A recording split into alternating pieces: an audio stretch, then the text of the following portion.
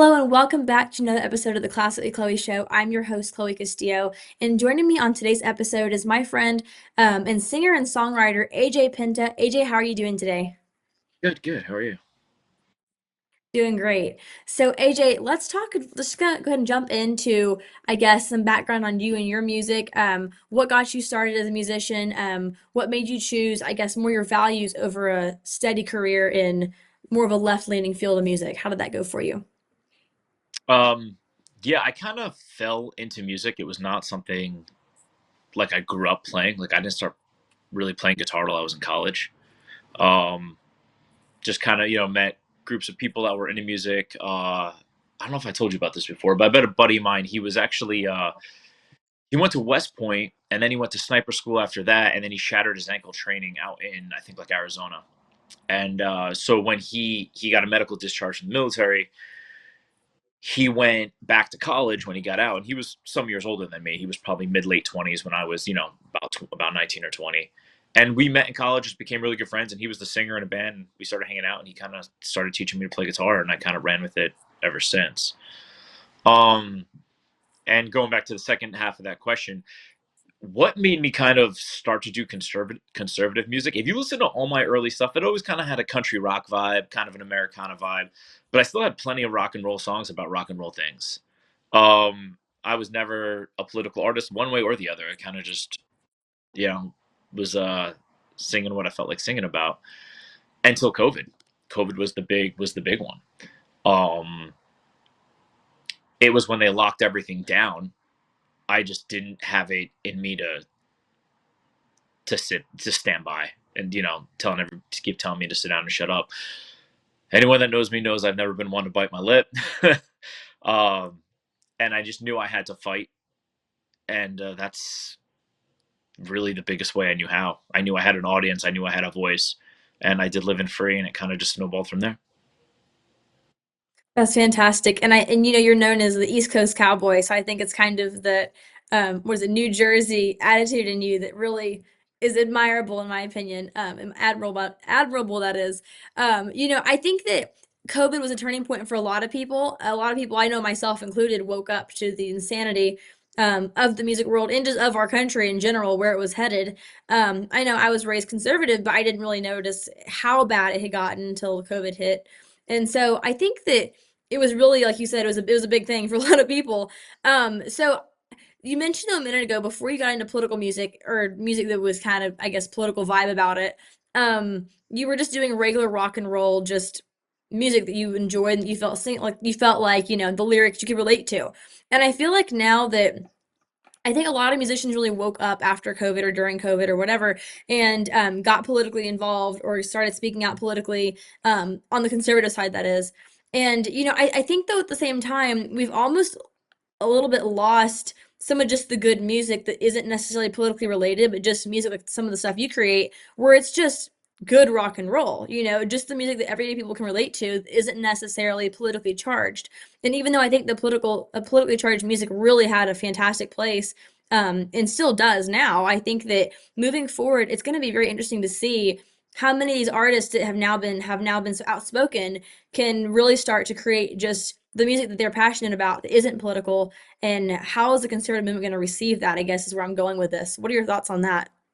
No, I think you bring up a really valid point, and I've actually been thinking about that. So, um, will I do political songs again in the future? I don't know. Maybe if I feel like there's something that needs to be said. Um, I think it's good that people are speaking out and are using their platform to kind of combat the weird, wokeness in the entertainment industry. However, I think it's still very important for you to be authentic. And if you feel like writing a song and putting out a song that isn't really like the stereotypical conservative voice song, even if that's what you're known for, I think they should still do it. What happens is, like you said, if you kind of get too pigeonholed as just being the conservative artist and just being the artist singing songs about Trump, um, or any example, you know, like that, you start to get written off. People are like, okay, whatever, it's a gimmick. Like you still need to, like you're saying, use your platform and when say things when they need to be said, but still put out authentic music. And That's I think really what conservative artists need to do, because you're also going to draw in more people with just an authentic song that's not politically charged. Like if you're just all your songs are about Trump, well, if somebody isn't a fan of Trump, they're probably just going to write you off. But maybe you just, you do a song about a breakup, or you do a song about a relationship, or you do a song about a truck, or something that a lot of people can relate to that's not politically charged. So then once you gain them as a fan from your authentic music, i.e., a song about a breakup, all of a sudden they go, "Oh wait, this guy, this girl, they have a song about Trump. Wait, let me check this out because I like their other song. Maybe I'll like this song too." And that's how you pull people in. Yeah, I completely agree with that. And I think that that's something that we've kind of been missing for decades, actually, as conservatives or people who have, right-leaning ideologies. The left, I do believe, has been very intentional as far as their takeover of culture over the past, I don't know, 10 decades or so. Probably a lot more than that, actually. But, but with that said, I think that they didn't show up and say, hey, we're going to write songs about, you know, genital mutilation or something ridiculous that they're into now. They just wrote good music, breakup songs, love songs, songs about life, about family, about whatever was relatable to the everyday person.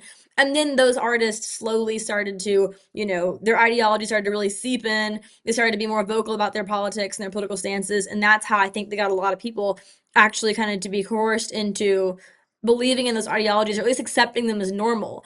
And so I think that, like you just said, you made a very good point there. We need to do the same thing, not just to coerce people, but to get them to, I guess, have a better understanding of our ideology, or of our talking points, our values, by just having good music they can relate to, they enjoy. Like you said, I like this artist, and hey, they happen to be Trump supporters. Let me look into this. It's interesting, just to see another point of view. So I think that's a very valid point. And so I'm kind of curious at what you think, because you're pretty involved with the conservative movement. You go to a lot of events. You've performed. I think the first time I met you, you're performing actually for, was it AtCon last year, I think. And Yeah, it was an event I was performing. I think that's where we met. yeah, yeah, it was Turning Point. And I think it's interesting though, the conservative movement, I feel like they draw in artists, especially when it has a political backing behind it. It's something political about the music. So with artists who have been political in these past few years, starting to kind of, if they do, start to kind of shift towards just your everyday songs, do you think the conservative movement is going to really receive that, or do you think they're going to kind of like push back against it? What do you think is going to be the response? I'm just kind of curious from your standpoint as a musician who's been so involved. I think there's going to be both. Um, and I believe I've said this to you before, and I've said this in several other interviews. I'm kind of a free speech absolutist. Um, Mhm. for the most part, I'm sure there's certain things here and there. If you really nitpicked, I would, probably disagree. Like, not that disagree with, but would say they wouldn't have a place. But I really think there is a huge, huge importance to free speech. And Mhm. once once you kind of start, the issue I have with the left right now is that they've become the party of censorship. And I think the right has to be careful to not fall into that same trap. Even if a conservative artist puts out a song that you may or may not agree with, quote unquote, um, I really think it's important that the conservative movement doesn't all of a sudden start attacking that artist like you see what they're doing left. You can never be left enough. And if somebody doesn't go along with that mold, you see them all going at each other. I think we have to be really careful that we don't do the same thing. Um, what was your question again? Sorry, I'm losing my train of thought. No, you're totally good. I think you pretty much answered my question. It's just that, do you think that with, and I agree with you on that point, by the way, completely. I think that's very true. Because, and I'm bad about this personally. I don't like to censor people, but I do get super nitpicky about, is this conservative? Is this not conservative? And I think we have to be really careful, because if we get too much into that ditch, we're just going to be eating each other alive instead of actually promoting a counterculture that is very necessary right now. And I think especially in regards to the youth too. So my question was just kind of along those lines. I think you pretty much answered it. I was also asking though, the conservative movement, when we have artists that start to create music that isn't necessarily politically charged, do you think they're going to receive that with open arms too, or kind of fade away because it's not political? I guess is my question. No, I think it will be received well, and it should be. Uh-huh. Um, because I think if you're an artist that's doing all songs about Trump or all conservative songs, and then you kind of do a song that's about something else, I don't think most people are going to be like, "Oh, I don't like this. I don't like this guy. He's not doing songs about Trump anymore." I think you're already kind of gaining them as a fan, and you'd be like, "Oh, well, okay, maybe like you said, it's an opportunity for the artist to connect with the audience with a different topic." I don't really think uh like you said, too many fans will like turn their back on the artist. There was an interview I saw a while ago with Billy Corgan. He was the singer in the Smashing Pumpkins. And Mhm. they asked him, they said, "Where do you think the future of like rebellious music is going to go, specifically rock and roll?" Because rock, rock music, and I think just music in general, probably hip hop too, always kind of had an attitude of rebelliousness against the system. And Billy Corgan, it was funny. He was like, he goes, "Where I really see it going is into Christian music." He's Yeah. like, because right now, he's like, that is where that has become anti-establishment. Um, Mhm. where, like you said, like we were talking about this, where you're seeing the blue-haired non-binary toaster running for Congress, and that's considered Yeah. commonplace. What has become Right. rebelliousness in rock and roll is those kind of conservative values. Like we've kind of become the badasses in a sense. Um,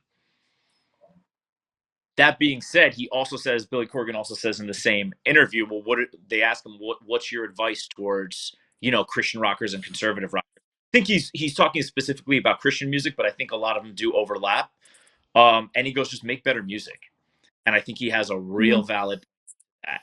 Like there are Christian bands I like and I listen to, but I don't like their songs because it's a worship song. I like the song because I like the song. Um, Exactly. like what's that? Is it Elevation Worship has a song called, I think it's called like Lion of Judah. Um, Okay. love that song. To me, it sounds like a Mhm. 30-second Mars song, and like the lyrical content is kind of conservative and Christian in content. I don't like that song because it's a Christian song. That's not what drew me to the song. Musically, I just liked the song. It was a good song. So I feel like if what conservative artists need to do and need to focus on is just putting out good music. And if it's authentic and that's really what you feel and you want to express your conservative values through that song, then by all means go for it. And I think the audience is going to smell the authenticity. However, if you want to write a song about a breakup, write that song too. Like don't get pigeonholed and don't force it because the audience can smell authenticity. And when it feels forced, they're gonna back off. I think that's a really, really good point. And I think, and that's something I've heard a lot too. This is for film and for basically anything conservatives do. I think a lot of times we kind of get too much into the ideology side and we're like, let's just, put all these thoughts and ideas into a song and just, make it work kind of a thing. And I'm not bashing any musicians out there. I'm just saying, I think that's kind of how our mindset sometimes. And I think that when we actually look at what the really good music is and where the really good ideas will just kind of flow in once you have the actual musicality behind it that isn't just me trying to push my agenda, where it's actually the agenda might flow into that, but it's not necessarily going to be the main focus what we're trying to get across here. That makes sense. And I think that musicians on the whole on the conservative side, we need to do two things. First of all, I think the musicians themselves need to do what you're saying, which is create good music that isn't leftist. It's just good music that has good values in it. And then I think that on as far as the movement side of things goes, I think that conservatives with the platform and with the influence need to really push these kind of artists out there to actually get their music heard, because I think like you said, once the audience smells authenticity, they're going to want to hear more of it. They're going to want to support these artists, listen to these artists, I guess kind of tie in or tune into these kind of artists a little bit more. And so let me ask you kind of more of a musical question. What do you think it takes besides just straight authenticity? What do you think it really creates to create, or what it takes, sorry, to create a musically well-rounded song or piece of art? Um, good question. Look, I mean, my primary example was going to be authenticity. Um, also kind of know where there's an audience. Like if you do Right. want to see some sort of mainstream success with the song, if that's not your goal, then by all means, record if you want, record what you want, and you're kind of throwing it out there and hoping it sticks. That's not a bash against artists. That's kind of what record labels do too. Um, Now it's a little more calculated because there's so many like Spotify algorithms they can try to like kind of figure out what's what. But I mean, for decades past, all record labels really did was go, "Oh wait, a bunch of teenagers seem to like this artist, like this band. Let's give them a shot." And they would kind of throw it out there and see what stuck. And if something stuck, they're like, "All right, cool, we'll push this artist because it seems like people are digging it." Um, it's a little different now because things are so um, like algorithmically targeted. So one thing I could say, and I'm even guilty of not doing this just because uh, stubbornness, is like don't be afraid to kind of do that like one single, that like one song that kind of plays into the game. Like you got to play the game. And people have to realize that. And it doesn't have to be anything expensive or fancy. Like you have Zach Bryan songs that took off. You have Billie Eilish songs, and I think she recorded it in her bedroom. Like, but if you do kind of realize what you're going after and finding your market, then go after it.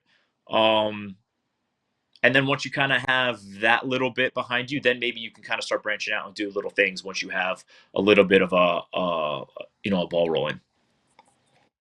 Sure. So let me ask you, you talked about the algorithms, and I've been up against that myself with just content or with music or whatever. They definitely, have a strong grasp on that. So have you ever faced any censorship personally with that kind of stuff, or has it been pretty Oh, smooth for you? all the time, all the time. We actually, Dumb question, right? so it's funny.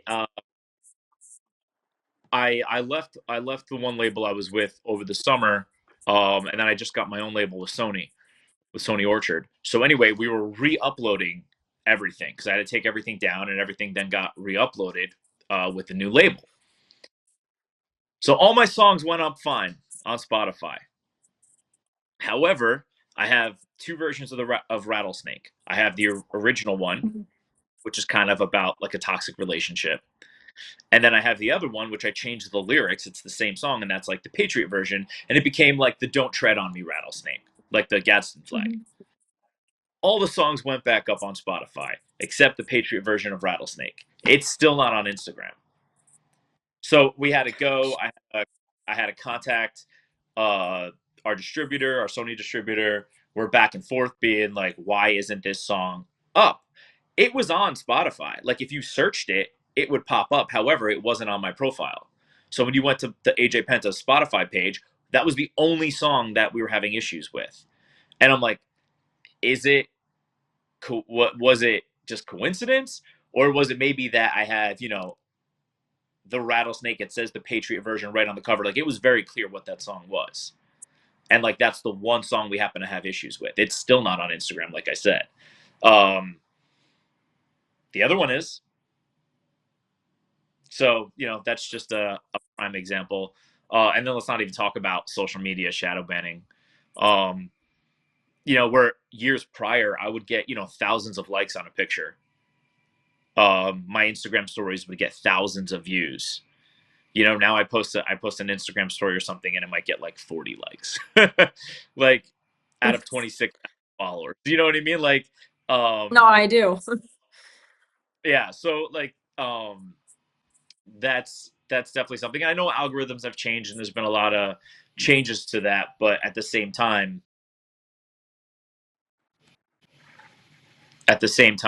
yeah, that's definitely something that I constantly deal with. And so, do you think it's the future for, because we talked about, you don't want to censor, but just more along the lines of create something so good and, I don't want to say better. Well, I guess better actually is the right word for it. So much better than what the left is offering right now that you don't have to censor their side. Just create the alternative and promote it well enough and do a good enough job with the marketing and with the music itself for it to actually grow and be successful. So, do you think that a part of that is going to be taking over some of these algorithms, through I don't know, places like Twitter or rather X now, that are run by conservatives who can actually, make their algorithms a little bit shifted towards our side. I think it's kind of more like censorship. What do you think about that? No, I don't think we should censor anybody. Um, like I said, I don't think we I have think to be careful of not falling into the same thing that the left does. Um, I think a lot of the stuff they do is honestly just evil, and you have to realize that evil doesn't fight fair. Um, and the way to combat that isn't to stoop to their level. It's take the higher ground.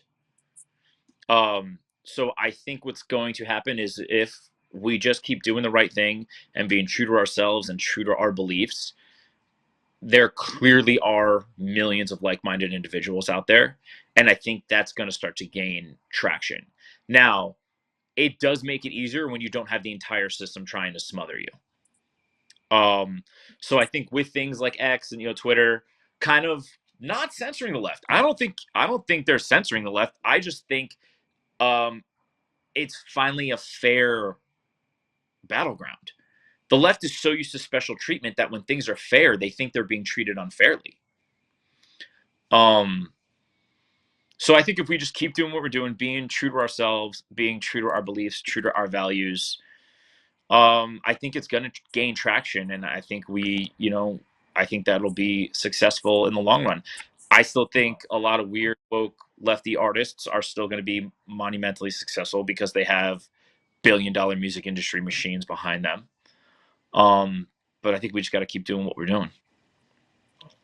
Absolutely, AJ. So I'm going to take a quick ad break here and we'll come right back and talk about this a little bit more. We're going to talk just some more to AJ about, what is the money machine that's behind these artists and how to beat it. I think we touched on this a little bit already, but just talk a little bit more about doing the right thing as musicians and as conservatives that, leveling out the playing field some more and how can we actually make the greatest impact once it has been leveled.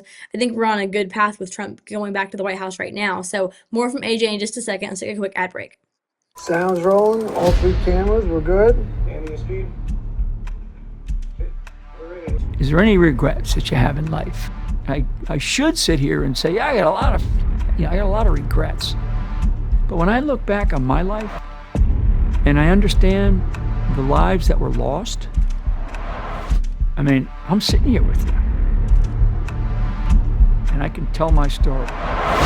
Former National Security Advisor Lieutenant General Michael Flynn pleaded guilty today to lying to the FBI. He was one of the most respected generals in the military. He was, by definition, the most dangerous possible person for Donald Trump to hire. Really brilliant military career, serving 33 years. Why was he being so elusive? Mike Flynn told the truth and faced life in prison. Every American needs this historical DVD keepsake. Flynn delivered the truth, whatever the cost. Hand signed by General Michael Flynn, one of America's most treasured military heroes. Order now at the Patriot TV store. Go to Patriot TV, click on Store, and grab a once-in-a-lifetime chance to own a treasured piece of American history. And get your own personal download link to watch America's most talked-about movie, as well as a DVD hand-signed by General Michael Flynn. Use promo code PTV at checkout to get special savings. The Patriot TV store. Incredible savings and a secure, hassle-free shopping experience. Welcome back to the show. Thank you so much for being on here with us, AJ. I want to just kind of wrap up here with the last things you were talking about being the level playing field. And I think that, like I just said, with Trump returning to office and I think a lot of things are really shifting in America right now. We've seen for the first time in quite a while that, we're actually not the silent majority. We shouldn't be the silent majority. We are the majority in America. I think that this election was kind of a reassurance of that. And with that said, I think it's, now more than ever is the time to actually start pushing in, pushing conservatism across America to really see it prosper and to make America great again. Those kind of values that we want to see hold strong in our nation. And I think that now that we have, the White House is coming a little bit back to normal, so to speak. We have RFK who's, trying to take on the health side of things. We know that our health industry is completely a wreck, and I think that people want to see something happen there. And I think that they're kind of trying to really improve, Americans that is, try to improve all aspects of their lives. You know, whether that be monetarily or whether it be through better health and, you know, the way we're eating or the way that what we're doing at the doctor's office. You know, we want to try to really improve our lives in these next 4 years and moving forward on from that. And I think that culture is going to be a huge part of that, very instrumental.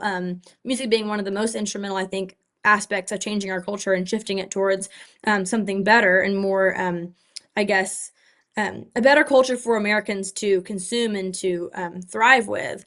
And so, what do you think the role that music has moving forward in these next 4 years, now that we're kind of leveling out the playing field, as you said it, and, you know, the left is going to have to play a fair game here instead of being completely dominant? What do you think it looks like for musicians? Um, I think it's going to become a little more socially accepted. Um, where, you know, for the past however many years, you know, if you were doing anything, you know, voicing your conservative opinion, you were completely shunned. And maybe just because I was living in New York City and I was in just like this ultra blue bubble. Um, Obviously, if you went to more red areas, it probably wasn't a, you know, that pushback probably wasn't as apparent. But I think now a lot of people on the left, a lot of big names on the left are saying, as much as they dislike Donald Trump, they're looking at themselves and being like, why did we lose? Um,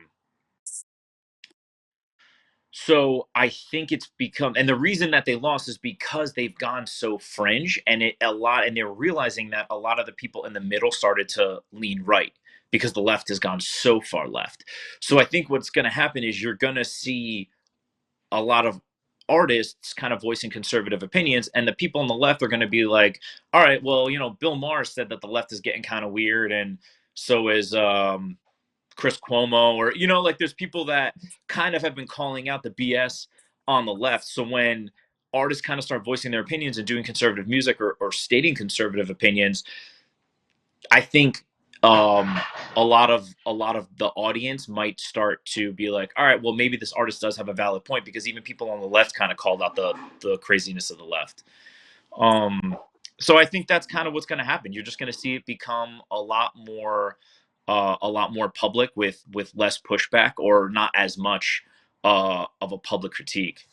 I appreciate you and the music you're creating as well. I think it's really important.